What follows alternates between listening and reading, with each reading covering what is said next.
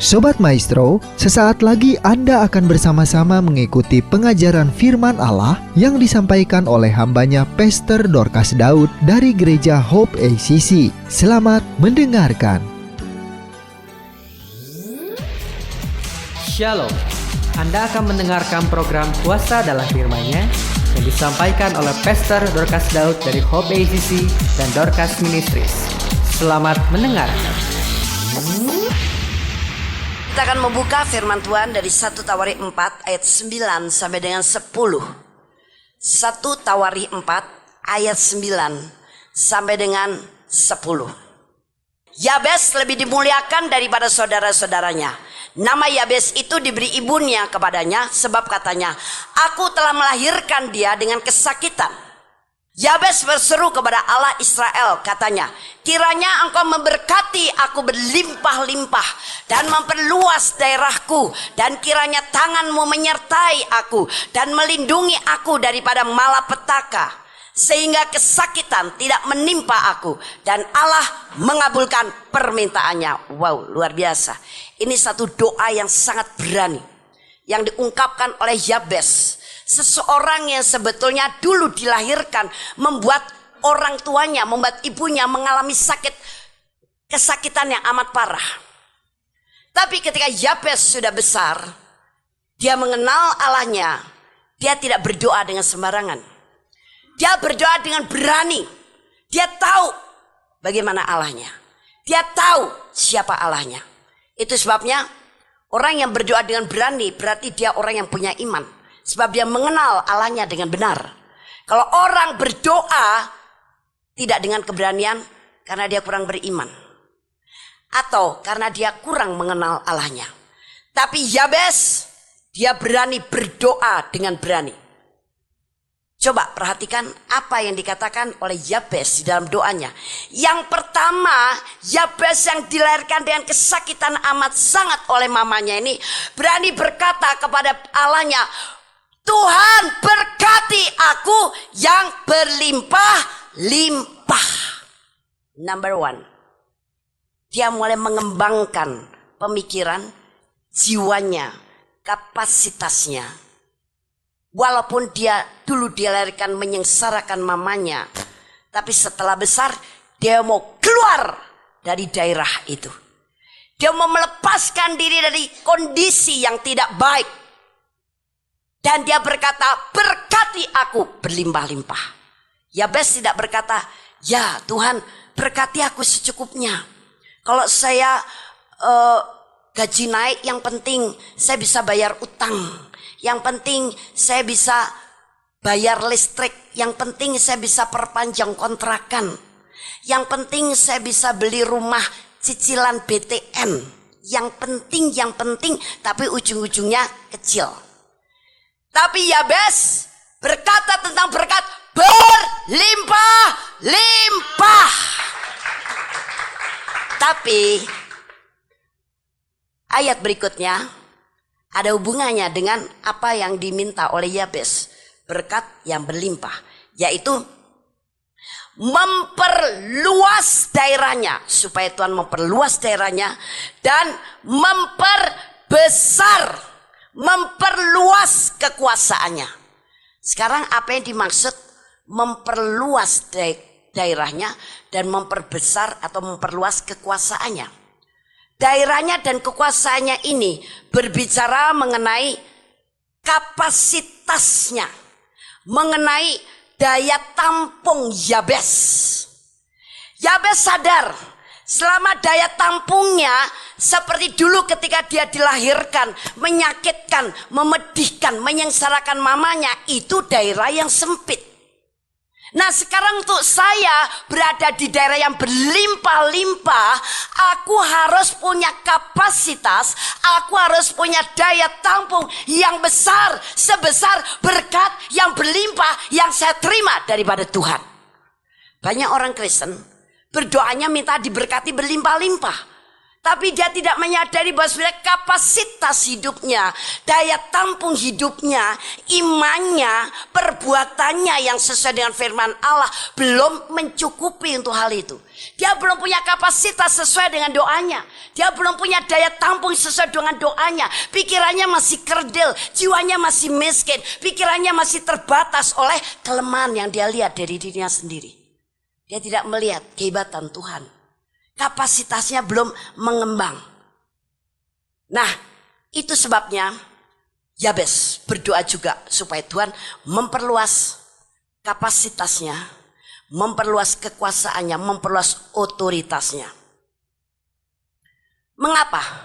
Karena Tuhan ingin berkat yang diberikan kepada seseorang sesuai dengan kapasitas yang ada pada diri orang itu.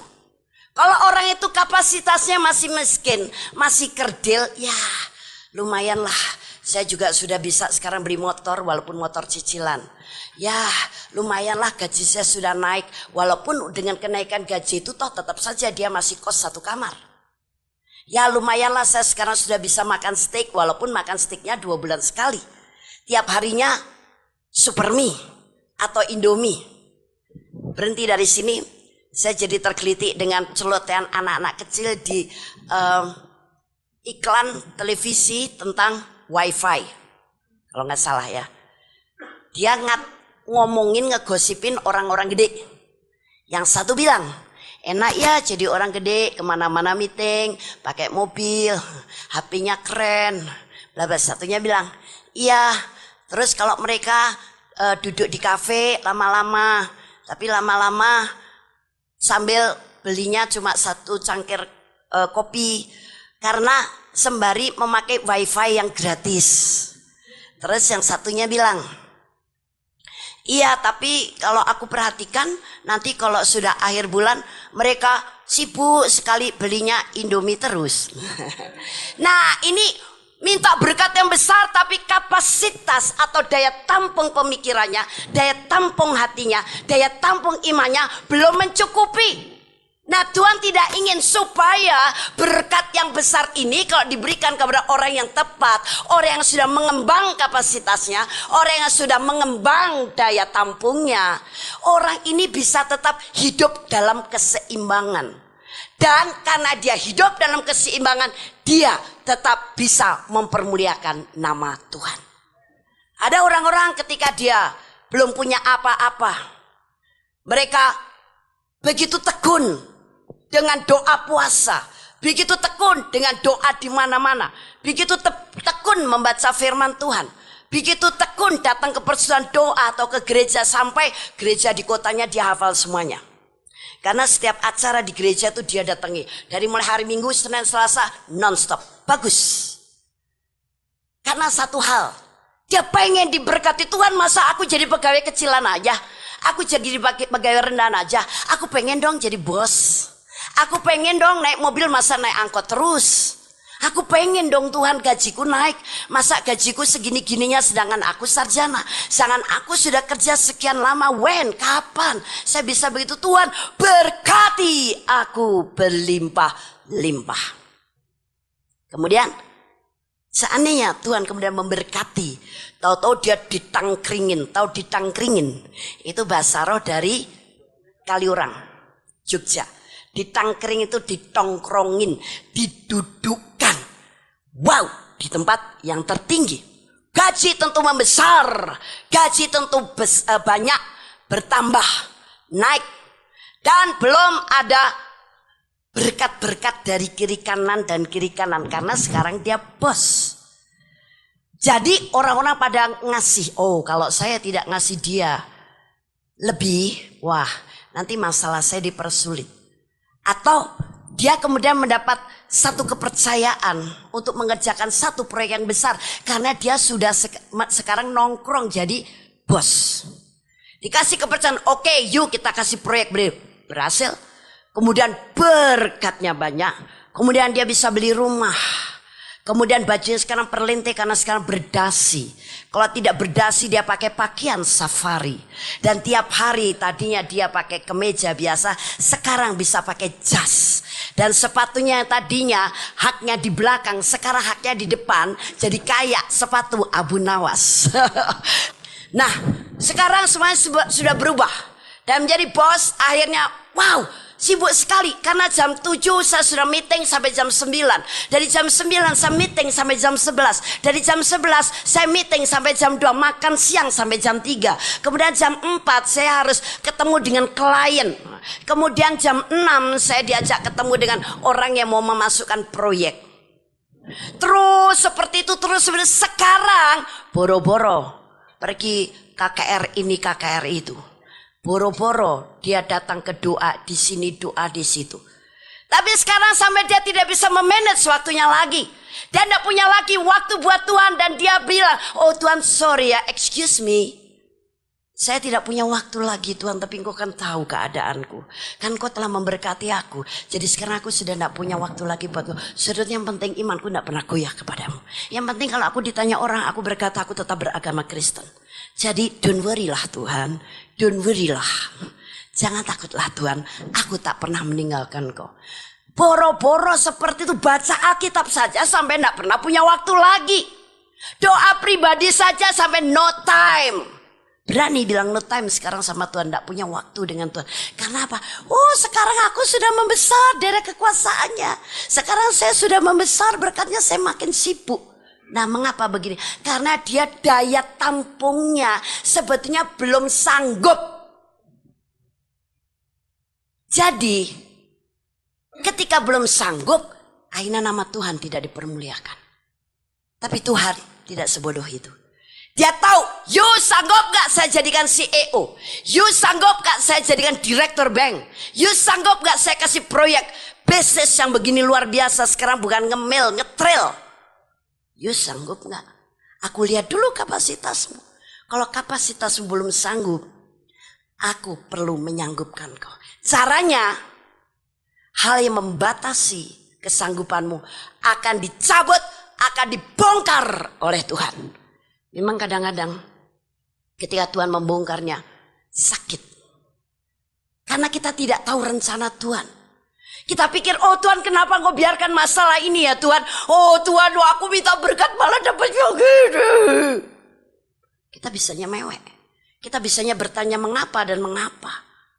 Kita menuntut jawaban dari Tuhan tapi kita tidak mau mengerti rencana Tuhan. Itu yang membuat iman orang Kristen kadang-kadang gagal. Belum berhasil, dia sudah give up. Belum berhasil, dia sudah merasa kalah. Nah, karena Tuhan melihat, nanti dulu kapasitasmu, daya tampungmu belum bisa. Kamu saya kasih proyek yang ngemil. Kalau ngemil kacang enak. Saya juga suka kacang. Tapi kalau terlalu banyak ya. Jangan, segala sesuatu yang berlebihan jangan. Kalau ngemil enak. Ngemil kacang. Tapi miliar. Kamu belum, daya tampungmu belum bisa mengelola, belum bisa mempunyai hidup yang seimbang. Sehingga hidupmu nanti akhirnya tidak bisa memuliakan Tuhan. Dengan aku beri yang sebesar itu, ngetril. Jadi sekarang kamu harus memperbesar kapasitasmu dulu. Nah kalau kita tidak mau memperbesar daya tampung kita sendiri dengan melatih diri kita. Maka dengan tangannya yang penuh kasih. Dan karena kepedulian Tuhan kepada kita dan perhatian Tuhan kepada kita. Maka Tuhan yang akan membongkarnya.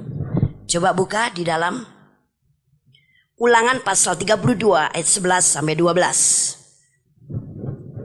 Ulangan pasal 32 ayat 11 sampai 12. Kita baca. Laksana Raja Wali menggoyang bangkitkan isi sarangnya. Melayang-layang di atas anak-anaknya. Mengembangkan sayapnya. Menampung seekor dan mendukungnya di atas kepaknya. Demikianlah Tuhan sendiri menuntun dia. Dan tidak ada Allah asing menyertai dia. Nah, gambarkan sebuah sarang burung Raja Wali. Di mana sang induk dia mempunyai banyak anak-anak burung. Biasanya tiap hari dia dekap anak-anak itu dengan kedua sayapnya. Si anak-anak itu merasa kehangatan dari dekapan sayap mamanya. Dan anak-anak itu merasa nyaman, merasa enak, merasa paling enak deh ada di bawah ketek mama. Ada bayi-bayi kalau tidur senengannya ngelek. Ada loh. Sudah ditidurin begini, nanti lama-lama kepalanya nungsel lagi ke ketek. Ada yang begitu. Karena apa? Dalam dekapan sayap tangan kita ini, karena kita tidak punya sayap seperti burung raja wali, artinya sayap secara real ada bulu-bulunya, tapi tangan kita seperti sayap. Dalam dekapan ini seorang anak, dia merasa nyaman, dia merasa terlindung, dia merasa hangat oleh dekapan itu.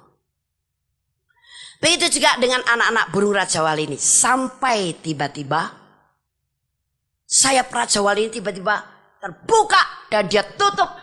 Dan anak-anak di sarangnya dia dorong-dorong pakai kakinya. Kalau burung raja wali bisa berdesis seperti saya, barangkali punya bunyi, mabur kowe, mabur kowe. Terbang kamu, terbang kamu, terbang kamu. Tapi kan burung raja wali tidak bisa berkata-kata seperti kita. Hanya kakinya saja menendang-nendang dikit. Anak-anaknya seakan-akan anak-anaknya tidak boleh ada di sarang itu lagi. Dan apa yang ada dalam pikiran anak-anak burung raja wali, pastilah mereka akan berpikir, "Loh, mama kejam, kenapa kami suruh keluar dari sarang ini? Mama tidak punya kasih. Mama biarkan kami nanti kedinginan, kami jatuh, mama." Tapi si mama tetap. Sebetulnya kalau anak-anak burung raja wali berkata begitu, tidak demikian apa yang ada dalam hati dan pikirannya induknya. Induknya sebenarnya sedang mengajar anak-anaknya, melatih anak-anaknya. Hei nak, sebetulnya kamu tuh juga diberi sepasang sayap seperti aku. Tapi bagaimana sepasang sayap di dalam dirimu itu bisa dipakai terbang seperti aku. Kamu harus melatih diri. Kamu harus mulai move on, bergerak. Kamu harus mulai kembangkan sayapmu. Kalau kamu terus berada dalam dekapan di bawah sayapku, kamu jadi anak burung raja wali yang lumpuh. Sayap-sayapmu tidak berguna dan kamu selama hidup tak akan pernah bisa terbang. Jadi sorry ya sorry darling. Saya terpaksa agak nendang-nendang kamu supaya kamu sadar. Yay! Kamu harus mulai belajar terbang. Nah, gambarannya sama. Sebetulnya ketika ada masalah, problem terjadi atas dirimu, jangan berpikir kenapa Tuhan membiarkan. Mungkin ada satu goncangan yang kamu tidak suka dan kamu tidak siap, kamu tidak mau, dan memang kamu tidak mengharapkan ada goncangan itu. Karena adanya goncangan atau dikatakan adanya masalah akan membuat kamu jadi terganggu kenyamanan hidupmu. Kamu juga akan merasakan ritme kehidupanmu akan berubah. Yang tadinya sudah rutinitas, pokoknya kalau sudah begini ya bangun tidurku terus mandi, tidak lupa menggosok gigi, habis mandi ku pakai baju, pakai baju dulu. Kalau nggak pakai baju, aduh ngeri, medeni. Habis mandi, ku pakai baju. Sudah pakai baju, langsung pergi ke kantor. Langsung cari kunci starter mobil, atau kalau tidak punya mobil, langsung cari angkot, langsung cari becak, pergi ke kantor. Pulang kantor. Di kantor sudah dilakukan, ya memang sudah rutin begitu. Kemudian sorenya jam 4 sudah on time pulang. Woi, kalau datang maunya kalau pulang maunya on time. Tapi kalau datang mau on time susah sekali. Nah, ini termasuk orang yang tidak punya kapasitas, yang tidak mau dikembangkan kalau tidak mau mendisiplin diri. Kalau engkau mau berkembang, dipercaya menjadi lebih banyak disiplin dirimu, maka Tuhan akan mempercayai engkau begitu banyak. Perhatikan, kalau Anda tidak percaya boleh mencoba, tapi kalau saya nggak mau, saya disiplin diri saya. Wow, ternyata Tuhan berani mempercayakan kepada saya perkara-perkara dan berkat yang besar di luar kemampuan daging saya. Nah, jadi itu akan mengganggu ritme Anda. Dan mungkin Anda berteriak, wah Tuhan, kenapa engkau izinkan saya terganggu kenyamanannya? Waduh, ini ada tantangan. Ada problem air mata kemana-mana. Air mata kemana-mana. Sampai air matanya sudah tidak hanya mengalir di depan, belakang pun juga dari pinggir mata bagian belakang ini sekarang juga udah keluar air mata. Berarti air matanya penuh di matanya. Saking, udah, aduh Tuhan, kenapa begini? Anda pikir surga akan tergetar melihat tangisan Anda? Kemudian Tuhan berbalik mengasihani Anda? No. Karena pada dasarnya Tuhan memang sudah kasih. Tuhan memang mengasihi Anda. Bukan mengasihi karena melihat air matamu. Bukan. Jadi kalau ada problem, jangan cucurkan air mata karena kau minta dibelas kasihani Tuhan. Problem Tuhan izinkan. Seperti seekor burung Raja Wali tadi mendorong anaknya untuk dia keluar dari sarang supaya mulai mengembangkan sayapnya, mulai bisa terbang, latihan terbang. Nah, sebetulnya Tuhan juga punya tujuan yang sama, maksud yang sama. Sebenarnya melalui persoalan ini, melalui problem ini, aku sedang membongkar segala hal-hal yang tidak cocok dengan kebenaran firman-Ku, yang membuat engkau tidak punya daya tampung yang besar, yang membuat engkau tidak punya kapasitas yang besar, yang membuat imanmu bantut, yang membuat kamu kebal, yang membuat kamu jadi bandel, yang membuat kamu jadi tidak bagus. Aku sedang membongkar, sayang. Perhatikan, Tuhan selalu berkata sayang loh kepada kita. Amin. Jadi jangan mencurigai kasih Tuhan. Aku sedang membongkar engkau. Dan percayalah, ketika aku membongkar engkau seperti burung raja, sebenarnya aku sedang melatih kamu. Melatih imanmu, melatih ketekunanmu, melatih kesabaranmu, melatih sukacitamu, melatih hatimu, melatih karaktermu. Supaya kamu tahu, wow, ternyata saya dalam Yesus menjadi manusia ciptaan baru. Memang betul-betul strong, kuat, memang betul-betul bagus. Gak kayak dulu mudah tersinggung, gak kayak dulu gampang memble, gak kayak dulu males, gak kayak dulu up and down. Supaya kamu tahu, kalau kamu tidak saya latih untuk saya dorong keluar dari sarang kenyamananmu, dibongkar, Yuna akan menjadi semakin baik. Dan ketika engkau tidak menjadi semakin baik, daya tampungmu tidak akan pernah mengembang. Jadi walaupun kamu bertahun-tahun minta Tuhan berkat melimpah-limpah, come on, Jesus, bless me. Jadi dipercayakan kepada orang yang mempunyai daya tampung udah besar. Jadi kalau Anda tidak mau melatih, mengembangkan daya tampung Anda, kapasitas Anda, Tuhan yang akan membongkarnya. Dan ini kadang-kadang lebih sakit. Dan kalau engkau tidak tahu tujuannya Tuhan mengadakan pembongkaran, mengadakan renovasi, engkau akan berteriak. Bahkan barangkali ada juga orang Kristen akhirnya kecewa dengan Tuhan. Katanya kalau dengan Tuhan semuanya beres. Kok malah saya begitu dibaptis, saya terima masalah ini. Karena tidak mau tahu atau tidak tahu rencana Tuhan. Kamu sedang dibongkar. Supaya daya tampungmu, kapasitasmu besar. Sehingga ketika kamu minta berkat yang besar, kamu sudah pasti sanggup. Hidupmu akan tetap seimbang dan namaku tetap bisa dipermuliakan oleh engkau. Jadi Tuhan punya waktu sebentar, tidak terlalu lama. Karena yang namanya renovasi atau namanya pembongkaran itu tidak selamanya. Sampai contoh begini. Suatu hari kita pergi ke satu mall. Dan biasa mall itu pintunya ini untuk masuk, mungkin pintunya keluar sebelah mana. Seperti biasa kita masuk ke mall itu melalui pintu itu. Dan melalui jalan yang memang biasa jalannya itu.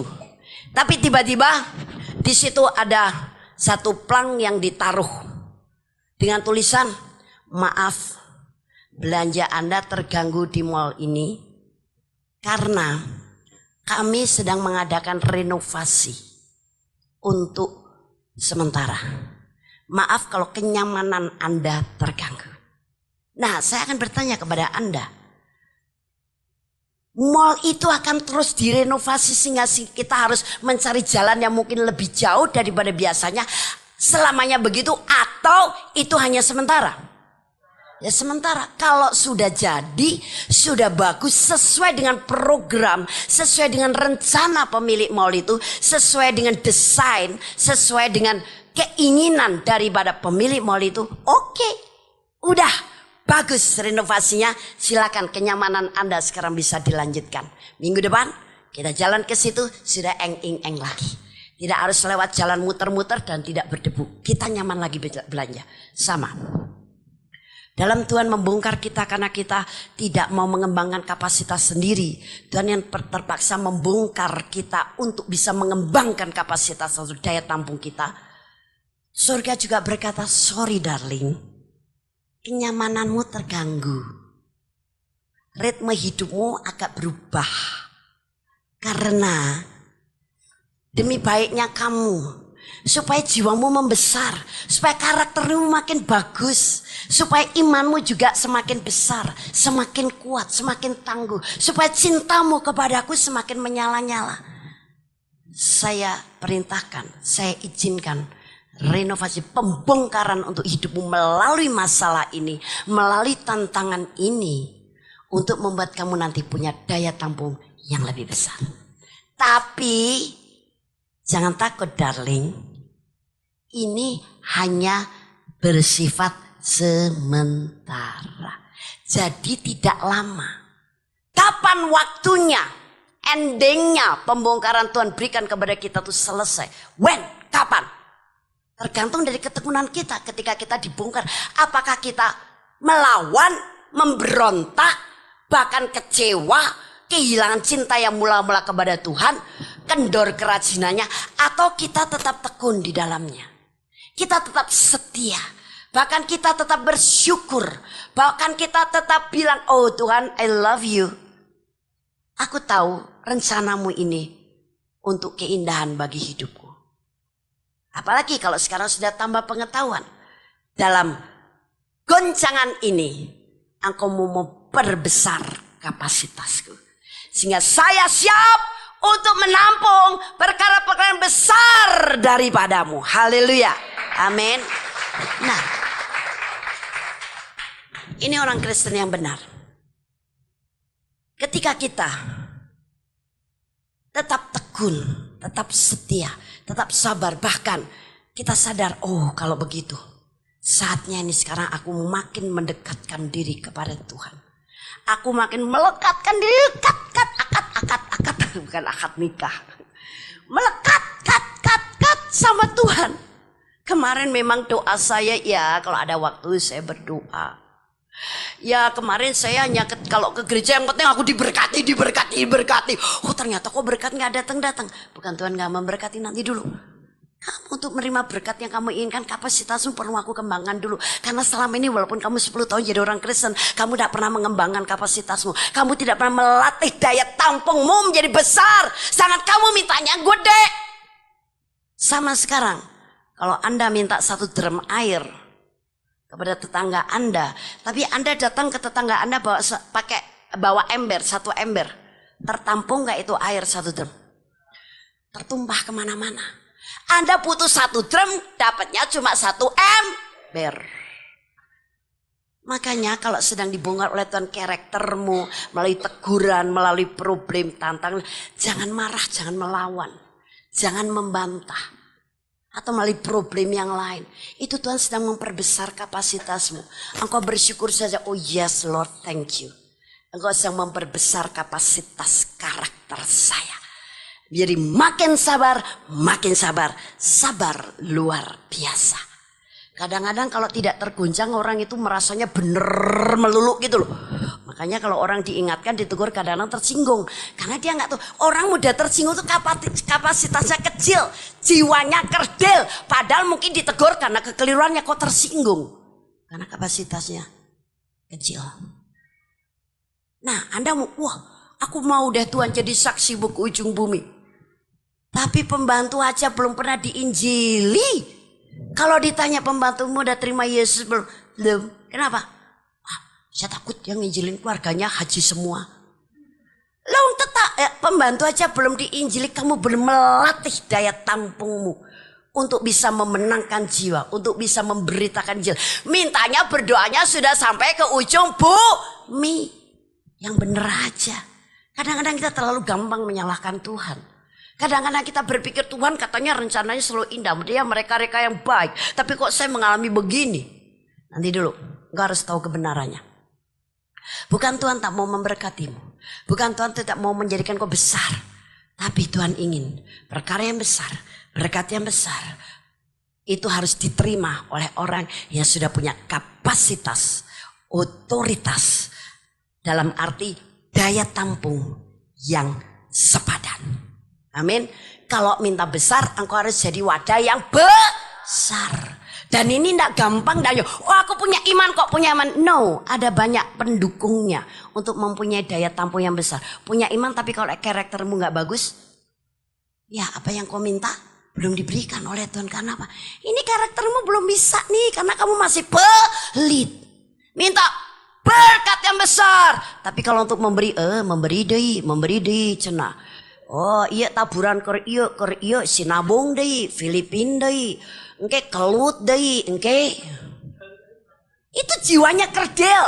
Dan apa yang kau lakukan? Nothing. Gak ada yang melakukan. Biarinlah. Yang lain kan yang menabur. Yang lain kayak memberi. Padahal untuk mendapatkan berkat yang besar, berilah. Maka kamu akan diberi. Nah gimana kamu akan diberkati? Karena kamu aja jiwanya untuk memberi. Daya tampungmu, dari kebesaran jiwamu, kebesaran imanmu, kebesaran pikiran dan hatimu. Untuk memberi aja masih awal. Tahu awal? Awal ini bahasa dari Purworejo. Masih pelit, masih perhitungan. Ya karena duitku sih, Tuhan gak melihat jumlahnya. Tapi bagaimana engkau punya kerelaan dan sukacita memberi apa yang ada padamu. Tuhan memperhatikan ketika orang kaya, orang Farisi dan janda miskin memberi persembahan. Orang kaya Farisi ini memang duitnya banyak, otomatis waktu dia masukkan ke kotak persembahan banyak duitnya. Klotok. Sambil dia berkata, oh Tuhan, aku memberi banyak. Karena berkatmu memang banyak. Dan aku juga melakukan doa puasa, aku berdoa sehari sekian kali bla bla bla bla bla. Aku selalu penyembah engkau. Bla. Datanglah kemudian sesudah itu Farisi ini pergi, janda miskin. Dia dengan terbungkuk-bungkuk karena mungkin sudah bungkuk karena udah cukup usia ya.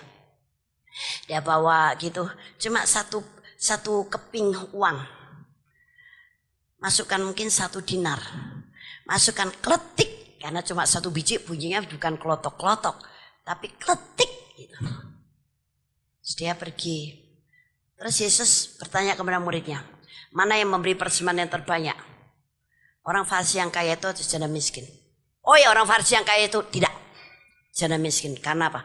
Orang Farisi yang kaya ini sebetulnya karena memang dia sudah kaya, punya banyak duit, memberinya harusnya lebih daripada yang dia berikan sekarang. Tapi si janda ini punyanya cuma 1 dinar. Dan itu yang dia punya semuanya diberikan untuk persembahan. Ini memberi yang lebih besar. Kadang-kadang orang Kristen pikirannya terbalik. Kalau dia punya uang sedikit, dia tidak mau memberi. Karena alasannya uangku sedikit. Padahal dengan uang sedikit itu, engkau mau memberikan semua yang engkau miliki. Maka apa yang kau berikan itu berkenan di hatinya Tuhan. Karena Tuhan tidak melihat nilainya. Tapi engkau mau memberi apa yang kau miliki. Tuhan bilang engkau sudah memberi yang terbaik. Yang terbanyak.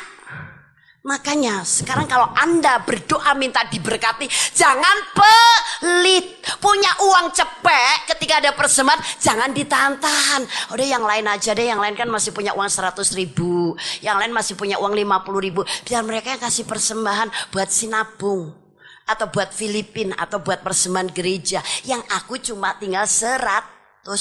Saya nggak usah membawa persembahan. Nah ini namanya pelit. Tapi Anda berdoa minta diberkati melimpah. Tuhan bilang nanti dulu.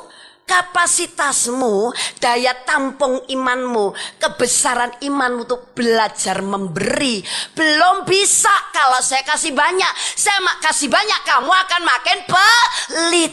Karena nanti kalau saya kasih banyak, kemudian keinginanmu beli ini itu makin besar. Yang enggak punya kulkas terus beli kulkas. Pembantu enggak punya, sekarang punya pembantu 10 biji. Makin besar uangnya habis lagi. Sekarang dengan uang segitu aja kamu peliknya bukan main. Nah, jangan keliru. Pikiran orang duniawi dan cara berpikir anak Allah yang punya kapasitas seperti sorga berbeda. Orang dunia memang punya cepek, diminta persembahan, enggak ngasih persembahan. Tapi orang sorga yang punya kapasitas yang sudah mengembang, ada persembahan, haleluya. Aku bersyukur uang 100 aku masukkan ke persembahan semuanya. Haleluya, amin. Terus gimana dong duitnya? Bukan urusanmu. Engkau kemudian minta berkat besar, engkau diberkati besar.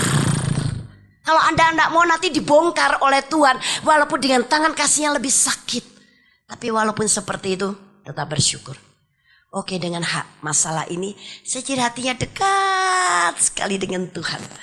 Saya jadi bisa menikmati lagi hadirat Tuhan seperti dulu. Saya udah lama kehilangan hadirat Tuhan. Dulu waktu saya baru bertobat jatuh cinta, setiap kali menyebut nama Yesus, langsung saya seperti dalam dekapan pelukan kasih Tuhan. Dulu. Tapi seiring berjalan waktu, hal seperti itu sudah hilang.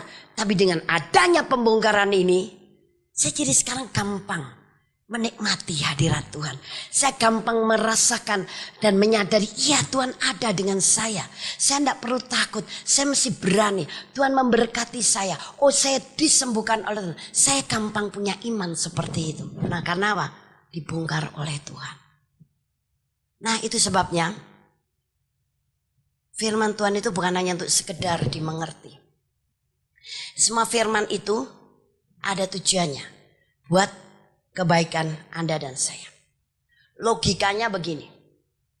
Kalau kita tidak mau dibongkar oleh Tuhan, seharusnya kita aktif untuk memperbesar kapasitas atau daya tampung kita, sehingga Tuhan tak perlu membongkar kita. Tapi banyak orang Kristen malas mengembangkan imannya, melakukan firman Tuhan, memperkatakan firman, dirubah karakternya. Banyak orang Kristen malas, tidak mau jadi Tuhan yang harus membongkarnya. Itu logikanya begitu. Tapi percayalah, sama dengan renovasi mall itu, pembongkaran dilakukan Tuhan tidak akan lama. Bersifat sementara. Karena tujuan daripada pembongkaran ini adalah untuk membuat engkau punya daya tampung yang membesar. Pilihan ada di tangan kita. Kita mau melatih diri kita untuk bisa mempunyai daya tampung yang besar, atau kita sementara ini santai. Kalau kita mau memilih mengembangkan kapasitas kita, daya tampung kita dengan melatih diri sendiri, melatih iman, melatih karakter, melatih ketaatan, melatih penundukan diri kepada firman, melatih jiwa kita, melatih pikiran kita, melatih kita menjadi pelaku firman Tuhan. Kita berbuat sendiri, Tuhan tidak akan melakukan pembongkaran. Karena Tuhan melihat dengan kamu melatih, kamu udah bisa mengembang. Nah, ketika kamu udah besar, kamu bisa, nih sekarang tak kasih kamu besar buat kamu. Tapi kalau belum, ya terpaksa Tuhan bikin pembongkaran. Direnovasi untuk supaya kita bukan dibiarkan dalam keadaan keterpurakan karena masalah, tapi kamu punya kapasitas atau jiwa yang besar. Dan nanti kamu berdoa seperti Yabes, Tuhan kiranya kau memberkati aku berlimpah-limpah. Tuhan kau memakai aku sampai ke ujung-ujung bumi. Tuhan engkau beri saya apa? Istri yang cantik, pinter, kaya, dan rohani. Boleh minta tulang rusuk yang seperti itu, tapi kalau tubuhnya bagus pasti tulang rusuknya bagus. Nah, maka engkau akan diberi. Sebelum itu percuma engkau berdoa begitu. Jadi lebih baik self correction. Koreksi diri. Oh, ternyata Saya belum punya daya tampung yang besar, yang cukup ini. Saya orangnya masih pelit. Jangan untuk diberkati, mesti memberkati. Untuk berkat saya makin banyak, mesti saya belajar memberkati lebih banyak. Mesti mau. Oh, untuk saya diampuni, mesti mengampuni. Nah, itu semuanya ada kaitannya, ada sambungannya. Dia tidak akan membiarkan kita jatuh tergeletak. Tapi dia akan memberi yang terbesar ketika kapasitas kita juga sudah besar. Itu sebabnya Yesus berkata begini. Anggur yang baru tidak akan dituangkan ke kantong anggur yang lama. Itu sebabnya kantong anggur yang baru akan dituangi dengan anggur yang baru. Kalau kantong anggur ini masih lama, daya tampung karaktermu belum bagus, daya tampung iman belum, diberkati besar, uangnya kececeran, enggak karu-karuan, enggak mempermuliakan Tuhan itu uang. Tapi kalau kita kantongannya udah baru karena kita udah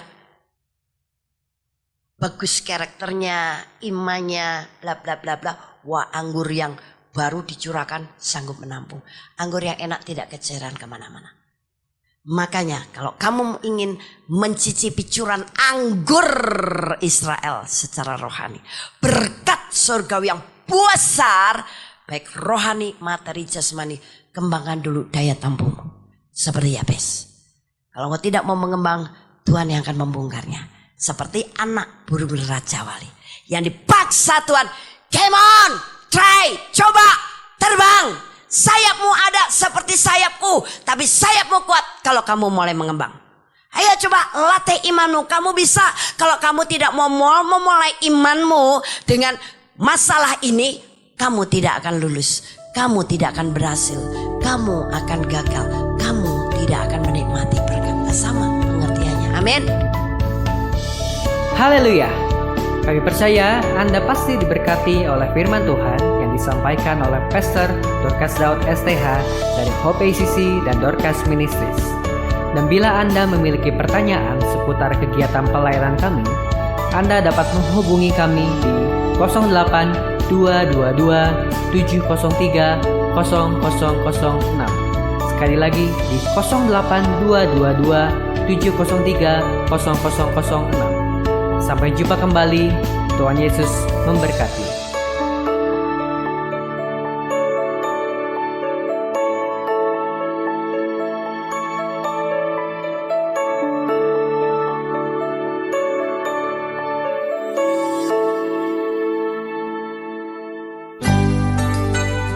Demikianlah firman Tuhan yang berkuasa telah kita dengar bersama-sama.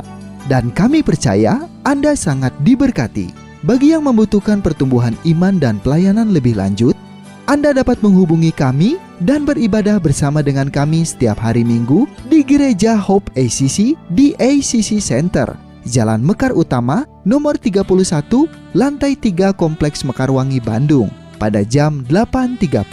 Ada kebaktian anak-anak pada jam yang sama. Ikuti juga Breakthrough Prayer setiap Jumat jam 18.30. Jika Anda membutuhkan dukungan doa, Anda dapat mengirimkan SMS ke nomor 0822 2703 0006. Tuhan memberkati.